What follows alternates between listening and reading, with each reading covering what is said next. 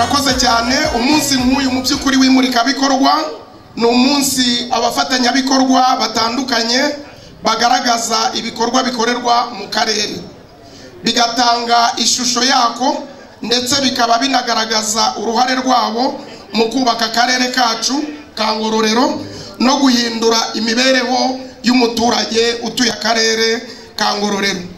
Nyakubahwa Guverineri w'intara yacu, muri uyu mwaka w'ingengo y'imari 24-25 mu karere ka Ngororero dufite abafatanyabikorwa 48 bakorera mu mashami atandukanye hatarimo abanyamadini n'amatorero. Abafatanyabikorwa muri bo abafatanyabikorwa 20 bafite ibikorwa bitera inkunga inkingi y'ubukungu, 24 bakagira ibikorwa bitera inkunga inkingi y'imibereho myiza y'abaturage, naho 4 bafite ibikorwa bitera inkunga inkingi y'imiyoborere myiza.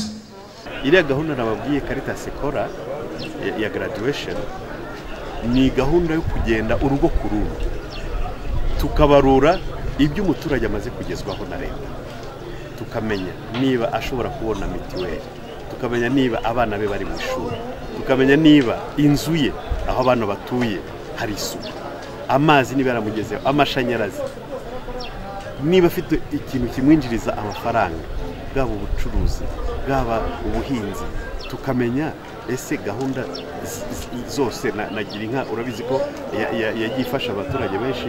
Ibyo byose izo serivisi zose yahawe zimufasha ute kuva mu bukene kugira ngo nawe agire vuba yigire, kuko ari nayo ntego. Muri ibi bikorwa byitwa ubufatanyabikorwa cyane cyane bigamije kuzamura imibereho myiza y'abaturage, ni byiza yuko umuturage nawe abimenya. Ni nayo mpamvu iyo tuvuga ngo umuturage ku isonga, ntabwo umuturage yakumva ko ari ku isonga igihe nawe atari ubyiboneye.